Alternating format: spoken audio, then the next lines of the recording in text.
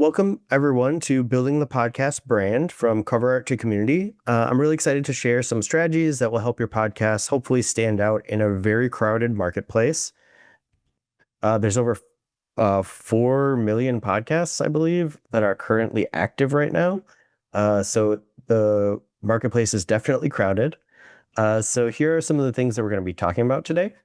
And before we go over this agenda, I just want to let everyone know down on the bottom, there is a Q&A chat. So we're going to save about 15 minutes towards the end. So if you have any questions about any of the things that we talk about today, or even anything that you're curious about with related to podcast branding, and if for whatever reason we don't have time to get to your question, you can always reach out to us at podcast@thepodcastconsultant.com. Or you can reach out to me specifically at robert@thepodcastconsultant.com. So pretty easy to remember there.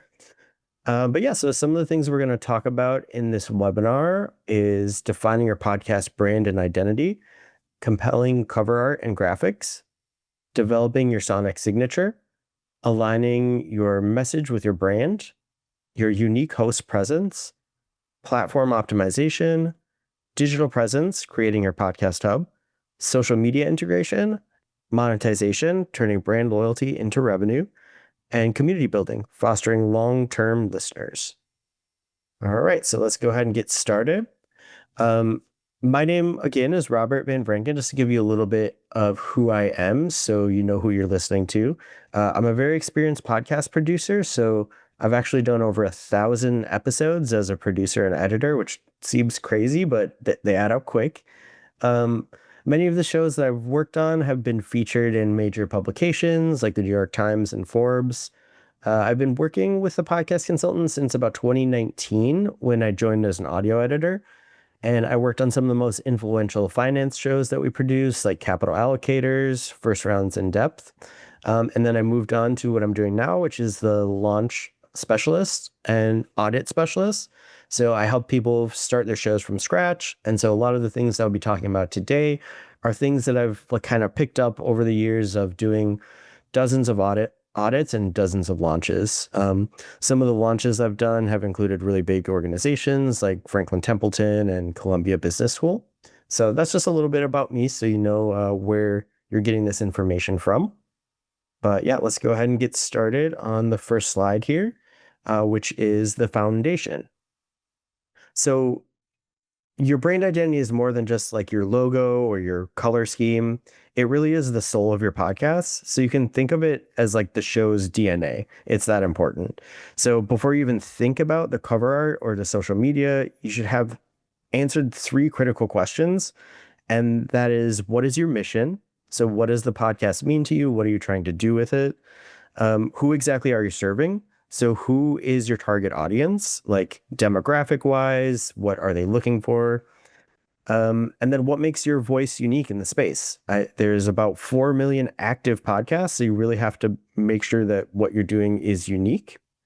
And a good way to kind of narrow that stuff down is, even if you have a pen and a pad handy, you can try this now or at another time, but try to write down in a single sentence what problem your podcast solves for your listeners. If you can't do this clearly, your audience really won't understand clearly like what you're going for. So that's a really important way to kind of narrow down like what your mission is, what your target audience is, and what your unique value proposition is. So try that right now if you want to. Otherwise, it might be a good exercise to try afterwards. So your brand identity becomes like the filter through which every decision is made. So from episode topics to guest selection to the music you choose, you want to make sure that all of the decisions you make are based on those things, like the mission, the target audience, and your unique value proposition. So not only will that help make the show more successful and give it a chance to grow, but it'll make it easier for you to make some of those decisions. So if you create a brand filter that helps you say yes to the right opportunities and no to the ones that maybe are distractions or are unhelpful, it just makes it a lot easier to make those types of decisions. So yeah, just to reiterate some of the things important about the foundation, again, defining your mission, your target audience, your unique value proposition. And if you can do that in one clear sentence or one or two, you're well on your way. Establishing brand pillars, which we'll talk about a little bit more later. Brand pillars that guide all content and business decisions. And then creating a brand filter, basically, that helps you, like I said, say yes to the right things and no to the wrong things. And then being able to document your brand personality traits to ensure consistency across all touch points. And we'll talk a little bit about that later. And again, if you have any questions on this or any of the other topics, feel free to put those in the Q&A chat down at the bottom, and we'll answer those at the end. You won't be able to raise your hand throughout this. We have that disabled. But just know that at the end, you can answer any questions. So if I go over something too fast, you have a specific question about it, feel free to ask. So let's move on to the second slide here, which is visual identity, creating compelling cover art and graphics. So this is something that everyone kind of like knows about. This is the most obvious. When you think about podcast branding, people's mind usually goes straight to cover art. But it is your first impression, so it is really important. So your cover art kind of acts as, what a business would consider like their storefront window, So it needs to work though. Instead of being a giant window that you would see walking down the street, it's a thumbnail size on someone's phone. So that's a really important thing that people don't really think about when they're getting to their designing of their cover art. It's going to be so small, and you're going to have to make sure that's as bold and simple as possible. It's really like non-negotiable. And the other thing is that you need to make sure that it fits the standard for all the podcast platforms. So all the different podcast platforms, it should be 300 by 300 pixels is like the current model for what's going to fit across all platforms. So you want to make sure that that's correct. And keep in mind, again, that is tiny. So you have to use really bold, really simple fonts and really high contrasting colors. So this is something I see a lot when I do podcast audits, which, just so you know, is essentially when people come to us and say, we want to have some growth with our podcast and we want to make sure that we're doing everything right. Can you help us like identify what we're doing right and what we're doing wrong so we can make these changes? And so during those audit sessions, one of the first things I look at is people's cover art, because a lot of times they just cram it with way too much information. There's way too many different texts. There's too much text in general. There's too many images. It just looks really busy. So just avoid cramming too much information. It doesn't have to be like a resume, right? It's cover art. It's a hook. So keeping it as simple as possible is really, really important. So even if you think about like, the most successful podcasts, like Joe Rogan as an example, obviously being one of the most well-performing podcasts, it's a very simple logo that's very recognizable. And even if you just think about like which logos in general in the business world are most impactful and best and recognizable, are the simplest ones. So think about like McDonald's. When you're driving down the highway and, a mile off, you see the golden arches, like, what that means. So the same concept applies to podcasts, because again, people are going to be looking at this mostly on their phone and it's going to be very small. And so that's just a big thing that people always miss there.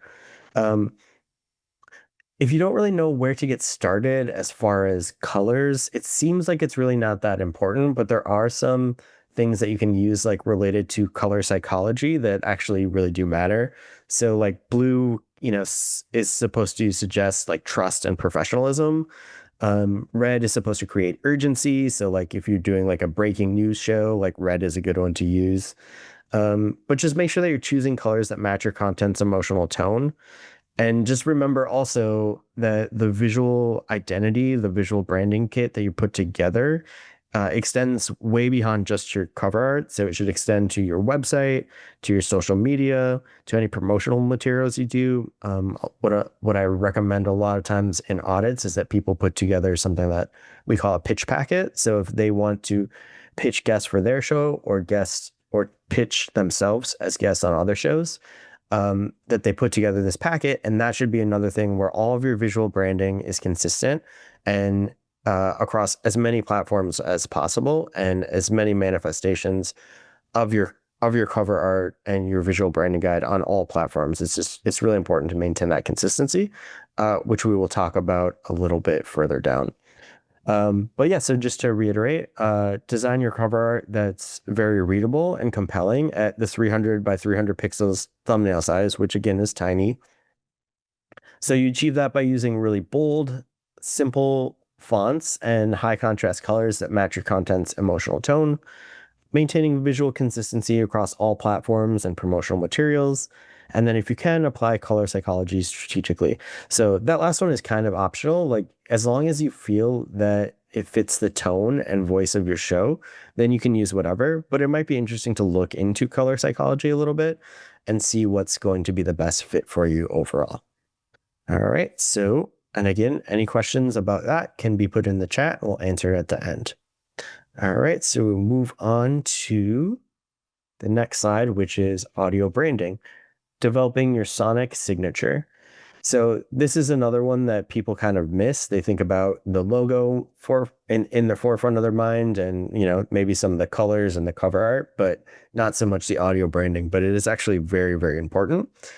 So, I mean, your ears don't lie. Audio branding is where podcasts have like a unique advantage over other media. So your intro music, your sound effects, and even the way that you say the show's name all kind of become part of your brand signature or kind of like your sonic signature or logo.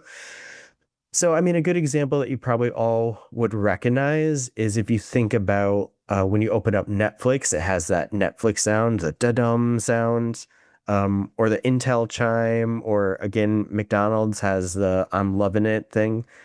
So those are all like examples of a sonic signature.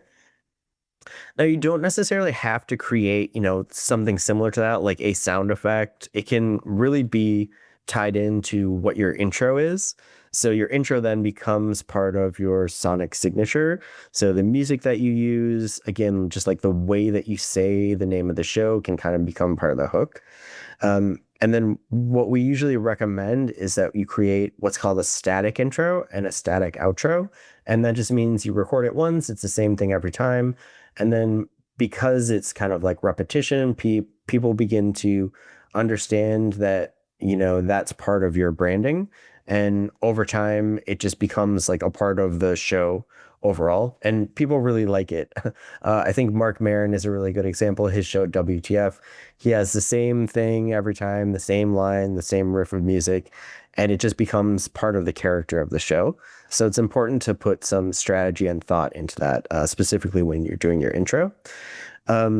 So when you are doing your intro and outro, the static intro and outro, like I said, we call it, make sure that you're choosing music that matches your content's energy. So like, I mean, a meditation podcast, for example, wouldn't want to use like death metal or some kind of like hard rock. Obviously, it doesn't match. And then, like I said, keep it short, keep it under 30 seconds because listeners are very impatient and they want to get straight to the content. I will say when you're doing video podcasts, what we usually recommend is creating an even shorter one because what we found out through stats over time is that video podcasts, the audience is even more impatient about getting straight to the content. So what we usually recommend for video podcasts is developing something that is more like the Netflix ta-dum sound, where it's just basically a riff of music from the intro and then goes straight into the content, because that's really what people are looking for on video. And because most people's intros are not that visually appealing in video podcasts, it's best to just get straight to it. So that's something to think about.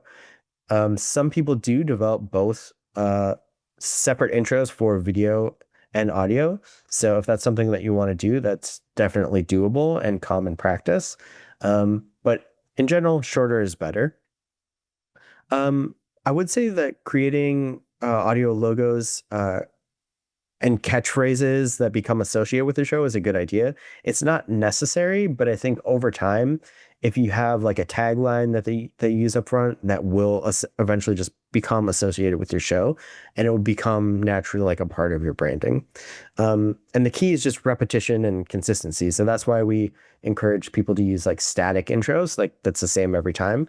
And you can have the static intro and then an episodic intro that follows. So if you just have the regular static intro that's really short, 15 to 30 seconds, And then it goes into your episode intro, which is more like giving the bio of the guest or, giving a little bit of a breakdown of what you're going to be talking about in that specific episode. That's totally fine too. But it's just important that you have that static intro. And then same thing for the static outro. What a lot of people use the static outro for, though, is a call to action. So if you want people to follow you on social media, to sign up for your newsletter, et cetera, it's a really good idea to have that static too, because over time, the repetition gets into people's head. Like teachers use repetition as a way of having their students learn better. And I think the same thing applies here. Over time, if you use the same phrases and the same recording of you telling people to sign up for social media or rate and review your podcast, eventually it's going to get through to them and it will sell. And that's a way of like strategically using your branding in order to help you garner growth, because getting email is really important. Get like direct access to your audience, because then you can kind of like skip over what is like kind of a gatekeeping algorithm on social media platforms, especially, but also on the podcast platforms. So that's an important thing to think about. The other thing is that you should use a voice tone that's very intentional. So if you're like a trusted advisor, like say you're in finance, you want to make sure that your voice matches that you sound trustworthy. If it's more of like an advice show, you want to sound more like an enthusiastic friend, then you want to use that kind of tone of voice. Are you a teacher who likes to break down complex things into like simple to understand concepts, then you would kind of like use that type of phrasing and tone of voice. So that is all really important when you're coming up with drafting your sonic signature. The other thing to keep in mind is that you really can change it down the line if you need to, and shows that go on for many years tend to eventually change what their static intro and outros are, especially at the outro, because the call to action may change over time. So this is an important one, so I just want to reiterate here. So keep your intro music under 30 seconds and probably under 10 seconds if you're considering doing video podcasts. And just make sure that matches your content's energy level. Developing audio signatures like catchphrases or sound effects that become uniquely yours, that is a really important thing, a really good way to get people to get into their brain, like this is your audio branding, this is what the show represents. Maintaining consistent voice tone and energy that serves your audience's needs. Create memorable audio moments that reinforce your brand identity. So again, feel free to ask any questions about that in the Q&A, but for now, we're going to move on to the next slide here, which is content strategy. So aligning your message with your brand. So content is where your brand really comes alive. So every episode should reinforce who you are and what you stand for.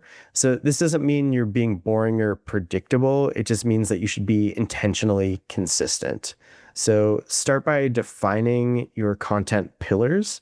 So the content pillars essentially like 3 to 5 core themes that your show will always return to. So it's kind of like a mission statement or, values that like a company might have. So for a business podcast, for example, they might be like entrepreneurship, marketing, leadership, innovation, things like that. So every episode should connect to at least one of those pillars. But ideally, if you can manage a way to kind of weave all of those pillars into a single episode, or at least a few of them, that's really important too. And so this ends up helping you define what you want your show to be, from booking guests or topics, because you really have a great place to start. So if you're trying to brainstorm an episode from scratch, like what should we talk about this week? Who should we invite on?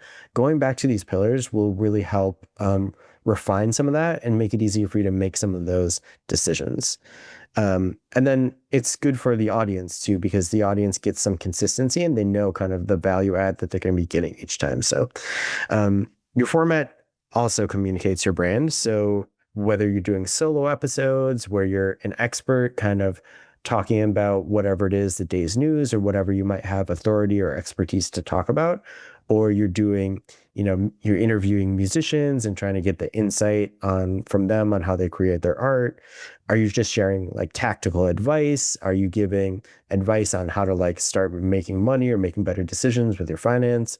So there's a ton of different formats that you can use, but just keep in mind that your format really does communicate your brand. So you want to make sure that you're doing that properly and putting some thought and effort into it.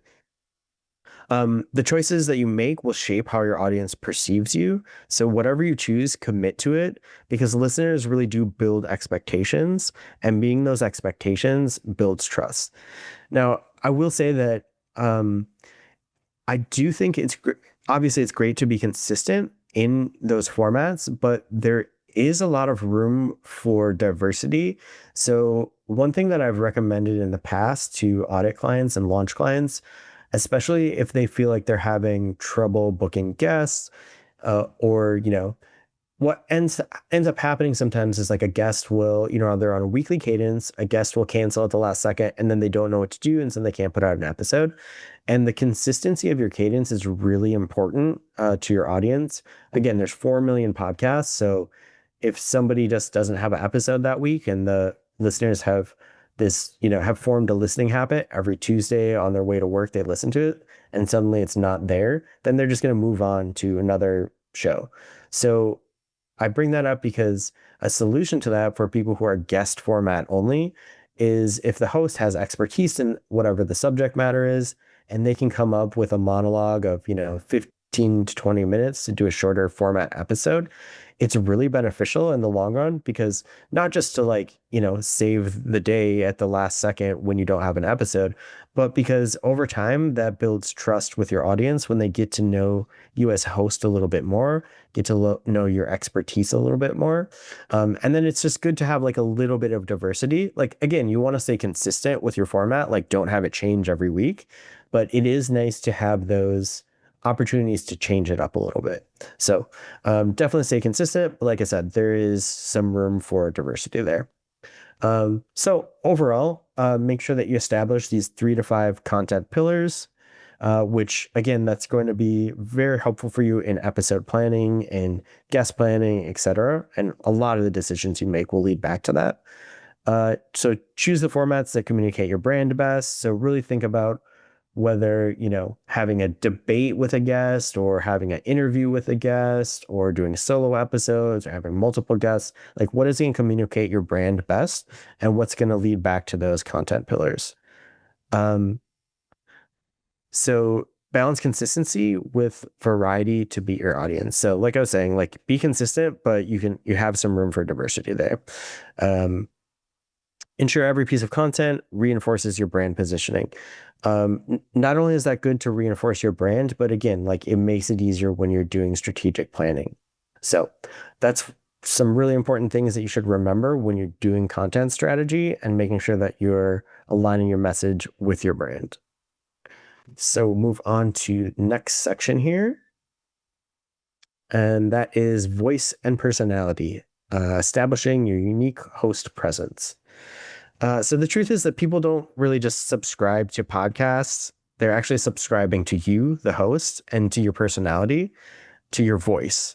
And your voice meaning not just how you sound, but who you are, because that's going to be, again, your biggest differentiator over the millions of podcasts that are already out there. Authenticity is really important, but it's not about being perfect. It's just about being consistently yourself. So if you're a very naturally curious person and during the recording of an interview with a guest, instead of just going on to the next question after they finalize their answer, you can basically follow your own curiosity if that's the type of person that you are. And ultimately that will lead to something like more interesting and fruitful for the audience because it's authentic to who you are. You actually care about, the follow-up question that you're making. So that's a good way to like use your personality as a way of conducting the interviews, and voicing yourself as an authentic personality and reinforcing your authentic voice. If that's not really you, if you're more of a technical person and you're asking, an expert that you have on technical advice, and it's more of just like a Q&A, like here's a succinct answer to a technical question that's not as much of an open-ended question, and that's the value add that you're providing for your audience, then that's great too, because that's your authentic self. That's who you are as a person. That's who you are as a host. That's what your voice brand is all about.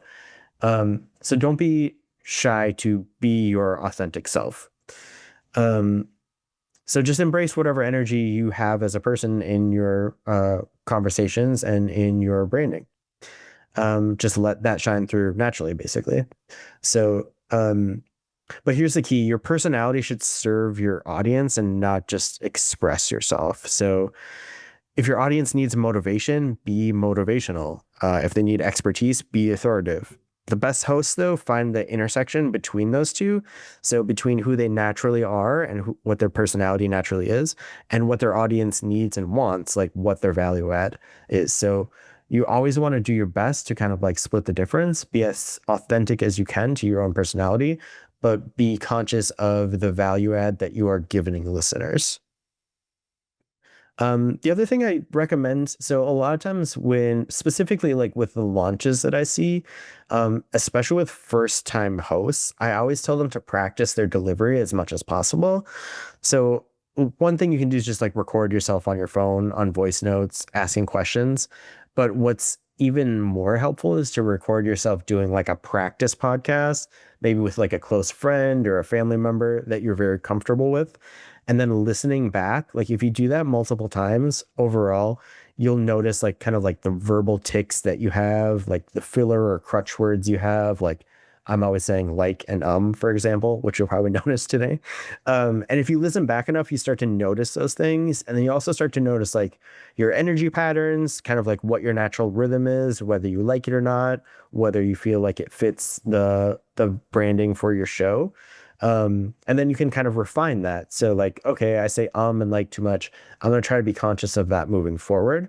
But don't fake it. Again, like you want to refine it so that it works for your brand and for your show, but you want to maintain your authenticity. So, if you say like and it's not the end of the world.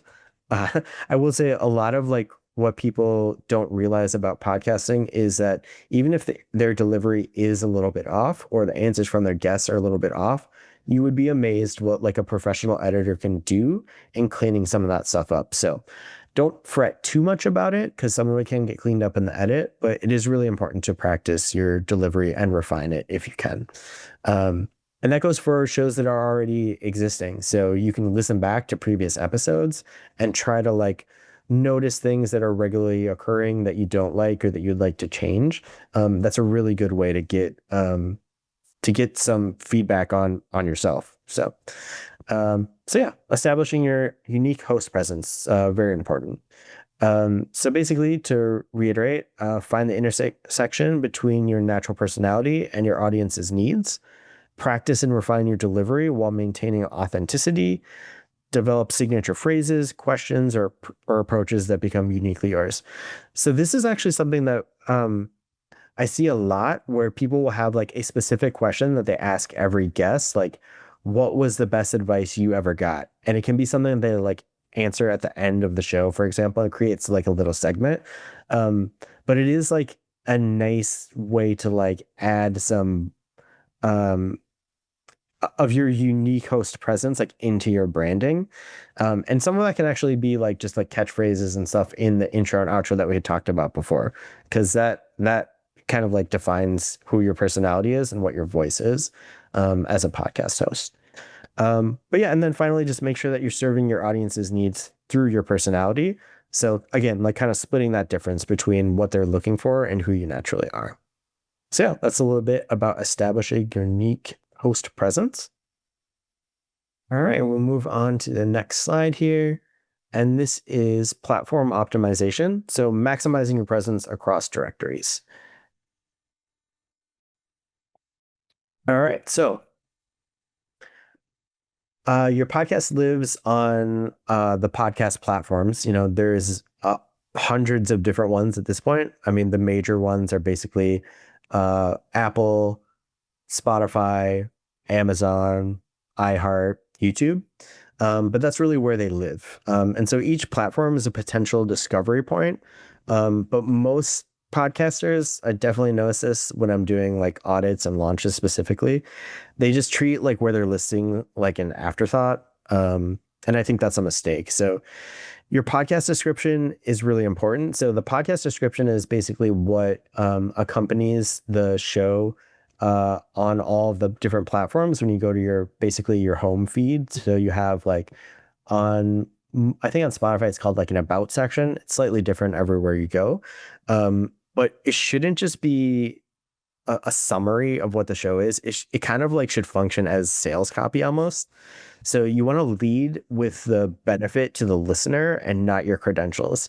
So this is something I see a lot where people in their podcast description will basically say like, you know, I'm responsible for allocating this amount of money and I've done this and this and this.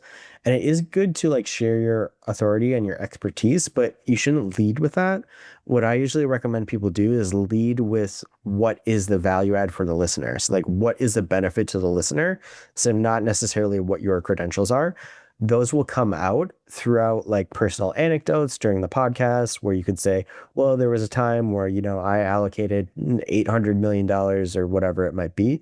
And you can kind of naturally work that in. So you want to make sure that you're leading in the podcast description with the value add for the listener. So instead of, you know, marketing expert John Smith discusses strategies, try something like discover the marketing tactics that turn small businesses into industry leaders. So you want to make sure that you're telling the audience like what they're going to get out of it instead of like who you are and, you know, how great you are, which you should do, which will come through, like I said, like through the conversations that you have rather than telling. So it's kind of like a show rather than tell.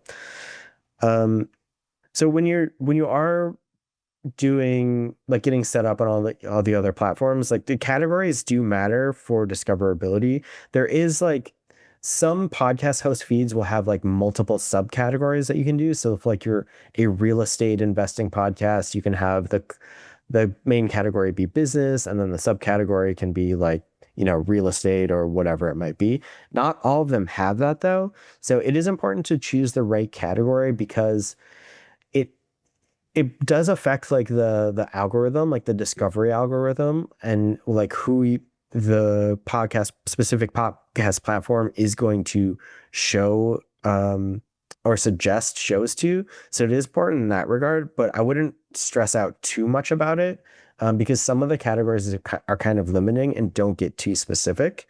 But you should definitely look at podcast hosts that have like alternative classifications or like subcategories. I think Captivate is a really good one. It's one of the best that I've seen as far as like having way more subcategories to choose through. But how that actually works in the algorithms is different from all different platforms. So something to keep in mind. Don't stress yourself out too much about it, but it is important. What I think is more important that especially regarding like algorithm and search engine optimization is to have the keywords in your title and your description. But I would say not to just like try to stuff as many keywords into your episode title or your show notes as possible, because it'll just come across as awkward and pushy, and it's not really necessary. But I would say like think about the keywords that are going to communicate something to your audience. So if it's an entrepreneurial podcast, use the type of like language that is going to signify to your audience like what the show is and how it might be relevant to them. I would say you can update your information regularly. Like if you need to update your description, that can totally be edited. Definitely want to take some time to think about if your artwork, etc., all the things that are on these platforms ends up getting stale, because that is something that you can change. So seasonal artwork is something that sometimes people do. Like every time they have a new season, they have a slight variation on their artwork. That just kind of like is a way of like optimizing your look on different platforms. And it's like a signal to the platforms that, you know, your show is active and well maintained. Especially if you're not updating anything, like adding new episodes over a certain time, the discovery algorithms will like rank you much lower, and then you're not going to be like suggested in their suggestion algorithms. So that's definitely something to keep in mind. A lot of this stuff is like, we could get into the technical aspects of it, but it's not super important that we do at this time. But we do have on our um, blog page on our website, thepodcastconsultant.com, a lot of more detailed information about maximizing your presence and like optimizing for specific directories. So that might be something that you want to check out, and we'll give you some links at the end to find that. But yeah, so basically to summarize, write descriptions that lead with the listener's benefits, not the host credentials. Research and utilize subcategories and alternative classifications for better discoverability. Incorporate relevant keywords naturally without awkward keyword stuffing.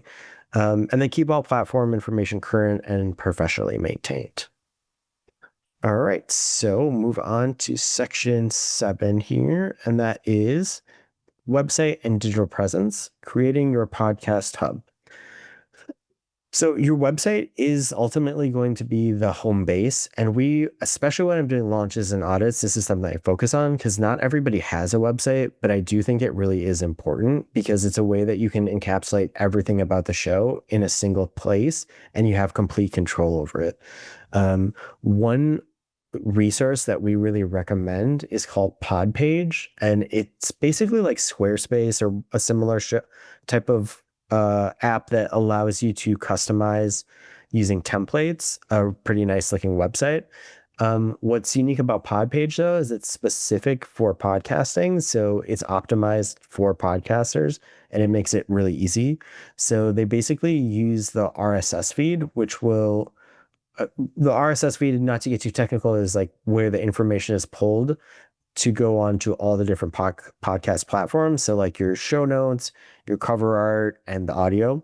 And it will actually automatically create a page for each episode that you do. So if you don't have like web design skills, I think that's a really great way to go.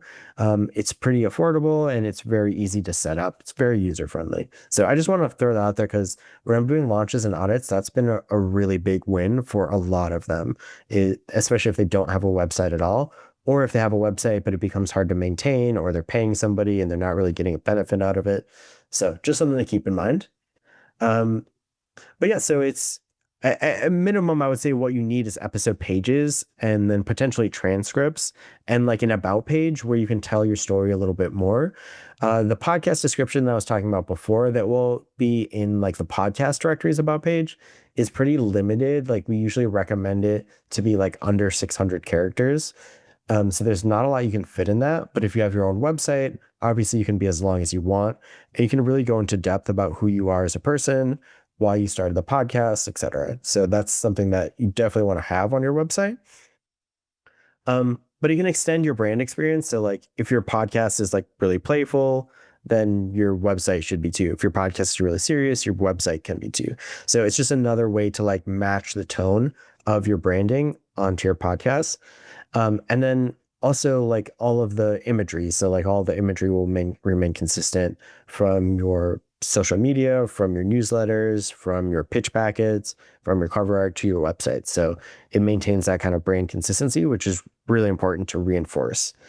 You can also include email sign-up opportunities, which I really, really recommend because the people who sign up for your email list are going to be the ones who are most dedicated to the content that you make. And those are the people that you want to value the most. And once you have their email, you can reach them directly. So again, you can kind of skip over the gatekeeping of social media and even the podcast platforms themselves to like get over those algorithms and communicate directly with the audience and the people who care most about your work. So I definitely recommend when you're thinking about setting up a website to make sure that you utilize capturing people's emails for a newsletter. Really important opportunity there. You can also create lead magnets in order to get people to sign up for newsletters. So like a lot of like, finance shows, for example, they'd be like, here's the top 10 ways to save for retirement and get this free PDF. In order to get this free PDF, you sign up by giving your email and then you add that person to your newsletter. So that's like a good tactic that you can use. You can also use that in your show notes. So you can put in your show notes, here's a link to sign up to our newsletter, and you get this, PDF about how to save for retirement. You can also say that in your static outro, because again, the static outro not only is a part of your branding, but it's a great opportunity for a call to action. So that might be something that you want to put in there. At the end of the show, rate and review us, and then sign up for our newsletter. Check the link in our show notes to sign up. So that's a really important thing that I would recommend. Um, the other thing that's important about a website is like it's good for search engine optimization. So you want to make sure that you're really explicit about like the topics that you're covering in your show notes that will appear on your website, because that's generally going to get you higher up in the Google searches. That's a whole nother webinar talking about SEO, but I will also say, just to reiterate my point about Podpage, their kind of claim to fame is that they've done a lot of work on the back end on making sure that they have really good SEO themselves. So when you sign up for Podpage, you actually end up you kind of like riding the coattails of what they have already done for SEO. So usually people who have a Podpage account, if you just type in the name of their podcast, Podpage is the first thing that comes up on Google. So it really does have good SEO. So that's something to think about. So I want to make time for questions. So just to reiterate quickly here, you want to create a website that extends your brand experience beyond just hosting episodes, include essential elements like episode pages, transcripts, about page, and subscription options. Implement email capture opportunities on every page with valuable lead magnets. I think that's super important, like I said. And then optimize for search engines to capture people searching your topics. All right, so move on here to extending your brand across channels. So social media channels specifically, and social media amplifies your podcast, but it's not just about promotion. It's really about building relationships and extending conversation. So it's a great way to communicate with your audience and kind of start to make that community. Each platform has its own culture, obviously. Like Instagram is more visual and maybe like aspirational, while LinkedIn is more professional. Twitter is a lot more conversational and like immediate. So you might just need to adapt your content to fit each of those platforms, and then make sure that you're maintaining your core brand and kind of the pillars that we talked about earlier with all of your posts and how you interact with your fans. So creating shareable moments from your episodes, like video clips, is usually like the most standard thing that's the most effective. But also compelling quotes. You can do like graphic cards that have like nice quotes from the guests, etc. Behind the scenes content is kind of nice if you can have like a pre-roll clip where the guests were just actually meeting for the first time. Stuff like that is really fun. It helps the audience get to know who you are, like outside of your hosting personality. The other thing that's important is just to make sure that you're engaging genuinely with your community. Respond to as many comments as you can, share other people's comments, participate in the conversations. Like social media is social, so like, act like it. Just to reiterate again really quickly, adapt your content to each platform's culture, create shareable moments, engage genuinely with your community, use social media to extend the conversations and that you talk about on the episodes. So not just to promote the episodes. All right, so move on to the next one here, which a lot of people really don't think about. And this is more something that's closer to, the end of a launch period, or even if you you've already have an existing show, people don't even think about this sometimes, but I think it is important. So strong brand creates like emotional connection, and that emotional connection can actually be used to create revenue for you. So it's definitely something to think about. But monetization shouldn't feel forced, it should feel natural. So sponsorship is definitely one way to go, and they work best when they align with your brand values, and not only your brand values, but like the core pillars that we're talking about. So make sure to think about that when you are fielding potential sponsors. So like an obvious example is like if you're a podcast that's about, a green podcast, for example, it's an environmental podcast, you're not going to want to have like an oil ad for ExxonMobil or something like that. That's an obvious example, but you get the point. So turning that brand loyalty into revenue is like merchandise is one of the best examples of doing that. T-shirts being the obvious example, bumper stickers, etc.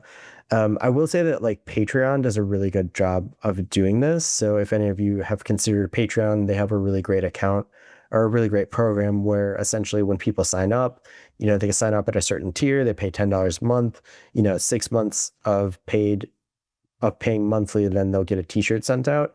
And all you have to do is upload your logo to Patreon and they take care of all the printing and all the shipping and keeping track of all that. So it's a really great way to get some of that brand loyalty into revenue without having to do much on the back end. Because, otherwise, if you're going to a t-shirt company, getting stuff printed off, it's a whole nother job basically. So I would definitely recommend looking into the Patreon merchandise program. But also, yeah, premium content and membership can create revenue too. So people can just sign up, pay $10 a month to get bonus episodes. And that's another way of turning that brand loyalty into revenue.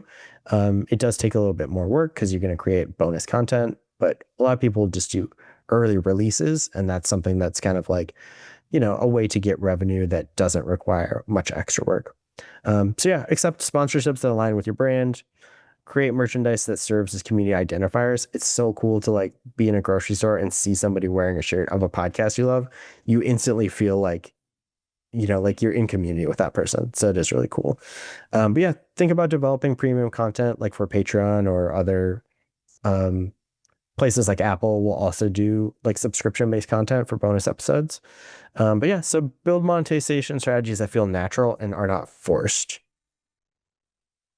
All right. And finally, fostering long-term listener relationships.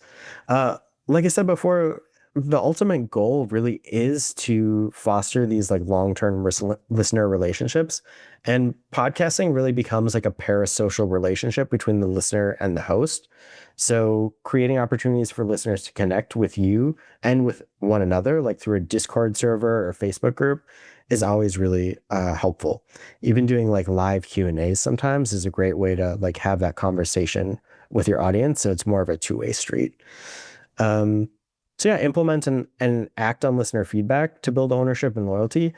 Definitely, if you're getting any feedback, and especially if you hear from multiple people, if you actually make those changes that listeners suggest, it makes a big impact on the community. They feel like they're a part of the show that way. And it also will benefit you because then you have a better understanding of what people are actually looking for. So definitely something to think about there. And then that's a way of celebrating your community and acknowledging their support publicly. So that's really great. If you can get that kind of feedback and then make changes, super important.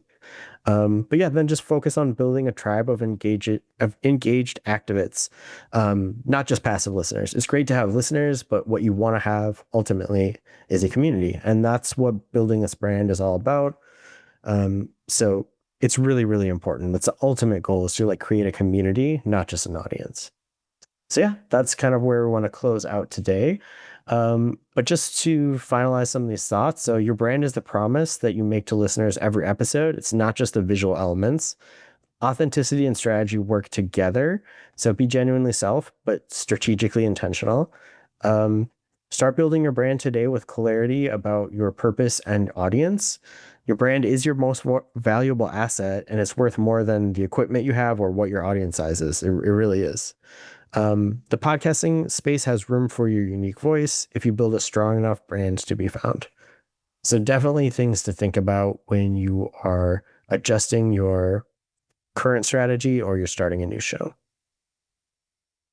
So that's pretty much it for today. I want to let you know that we do have several other webinars. A lot of what we talked about today is covered more in depth in our recent webinar. That's 10 proven podcast growth strategies. So that's available on our YouTube page and on our blog. Yeah, and there's all sorts of like recommendations, and we get into all sorts of different things on our blog posts and our YouTube channel. So including all the webinars that we've done in the past. So make sure to check that out. So thanks everyone for joining us. I am now going to open it up to Q&A, and I'll see what we have for questions. I see one from Jill. Actually, it is 3000 by 3000 pixels. So it's not 300 by 300 pixels, which I put initially. So sorry about that, Jill. Good catch. Let's see. We have a question about design assets from John. So, what are some good tools for building design assets if you're not a professional designer? Okay, so what I will say is Canva is a really great free program that is nearly as good as like Photoshop, and it's a lot more user friendly than some of the professional ones. So it has really great templates and is really popular among podcasters. And so they've made some features that are very podcast specific. There's a ton of podcast templates that you can use for cover art, for Instagram clips. And what's really nice about it is that it can automatically like resize things for a YouTube, like a YouTube thumbnail versus podcast cover art, which I think we have another question about.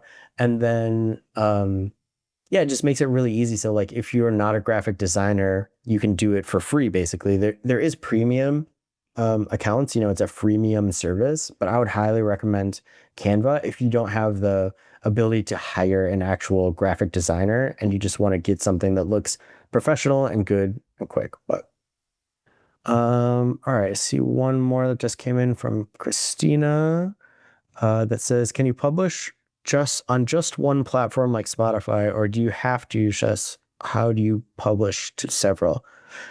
You can publish on just a single platform.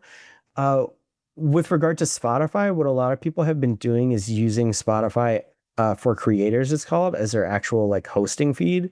And so if you just sign up for that, you're going to like get just on Spotify, but then they have a distribution system where basically they'll give you your RSS feed and then you go and submit manually to all the other podcast platforms like Apple, Amazon, etc. And they have links on there that you can follow, like this is where you submit. So then you have to create an account at each one of those. If you use other podcast platforms like Podbean or Captivate, they have like automatic distribution to certain ones. So if you sign up on Captivate, you will automatically get on Spotify. Acast is another one, automatically get on Spotify. And by automatic, I mean you don't have to go and manually distribute. So the other thing about Spotify for creators, I will say, is if you start off on another RSS feed and you want to have video content on Spotify, you can actually replace the audio versions that are on other podcast platforms with video. And Spotify is one of the only places that actually integrates video episodes properly onto their platform, and they're pushing it a lot. So basically, they're trying to take up more of an audience share with video podcasting kind of over YouTube. So a lot of times people will have, their previous podcast hosts where they get the audio everywhere else. And if they want to have video, they just go on Spotify. So if I'm understanding your question correctly, most podcast platforms have a distribution method where you will be able to get your RSS feed, and wherever there is not automatic distribution, you can then manually distribute it. So if you have more specific questions about that, Christina, you can reach out to me at robert@thepodcastconsultant.com or podcast@thepodcastconsultant.com, and we can make sure that we answer you more specifically. So I hope that helps. Let's see. Somebody is asking about thumbnail on YouTube versus podcast cover. Carrie. Okay, that's a great point, Carrie. So basically, the thumbnail on YouTube is like a rectangular shape and it's a different size than podcast cover art. So podcast cover art is going to be square. So this is another way that Canva can be very helpful, because on Canva it has like a resize option. So you can select like a podcast template. You can create and design your podcast cover art there that will go on all the specific like podcast platforms. But then if you want to make something for YouTube, it's going to be a different size. So like if you put your podcast cover art into YouTube as a thumbnail, there's going to be like space on either side where it's like blacked out and it just doesn't look that great. So what you can do in Canva is actually use the resize function, and it will take the podcast cover art that you made into a square and it will reorient it to be that correct like rectangular size, which will then go on the YouTube thumbnail. I will say I talk a lot about this more in one of my previous webinars, which I encourage you to check out. But the YouTube thumbnail cover art world is like way different than the podcast cover art world because for one thing, it's a little bit bigger. You still want to like make it as bold and simple as possible, but there's a whole strategy that people use to create their YouTube thumbnails. It's basically like the only way that people like decide what they want to listen to or what they want to watch on YouTube is based off of that thumbnail. So a lot of times people like use specific messaging or say, like here's the thing that you got to know. They'll make things like very almost like salacious, it's kind of just like what headlines would be. So like it's a whole nother world when you're going into design YouTube thumbnails. So you definitely can like use a process, like I said, described in Canva, where you just like reorient it. But I would recommend like taking a look at some of the best performing podcast videos, or I mean YouTube videos, looking at their thumbnails and trying to like design yours based on that. And a lot of shows that we work with actually design different covered art for their YouTube thumbnail than for their podcast art. But yeah, it is a different size. And again, I would recommend like using Canva to create one specifically for that. All right. I have another question here. If I'm only starting out and I don't know yet which style and voice works best for me, I would think recording some test episodes would be good. Should I publish these test episodes even if they won't fit with how I'm planning to host episodes in the future? Just to get a few episodes going, start publishing cadence. It is important to just kind of start. I tell people that all the time, like, don't focus on trying to make a perfect circle. Just like, freehand it and get it out there. Otherwise, you're going to spend the rest of your life trying to do it. So in most cases, it probably would be fine to just start putting those test episodes out. But I would also say you don't have to. So when I recommend like doing those test episodes just to get your voice and your cadence going, it's kind of just for fun and just to like get comfortable with yourself. If say you're on test episode 3 and it starts to turn out really good, then yeah, by all means, go ahead and put it out. But yeah, I do think it is an important point that you raised is that, yeah, just don't be intimidated by trying to make everything perfect every time. Just start putting stuff out, and over time, you're going to start to get better at doing it just through experience. All right. I think we have everything answered here just as we're closing up.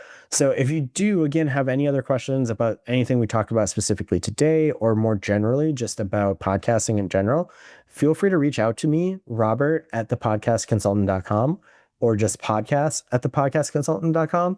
And I also really encourage you to look at our blog. We have like tons and tons of really great, very detailed blogs on very specific platforms. So feel free to check that out and check out our YouTube channel as well.